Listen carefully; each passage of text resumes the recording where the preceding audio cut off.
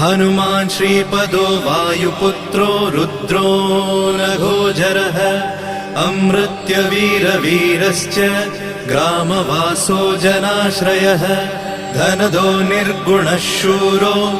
वीरो निधिपतिर्मुनिः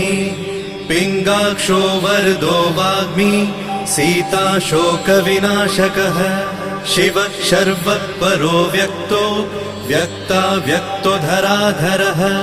पिङ्गकेशः पिङ्गरोमा श्रुतिगम्यः सनातनः अनादिर्भगवान् देवो विश्वहेतुर्जनाश्रयः आरोग्यकर्ता विश्वेशो विश्वनाथो हरीश्वरः भर्गो रामो रामभक्तः कल्याणप्रकृतिस्थिरः विश्वम्भरो विश्वमूर्तिर्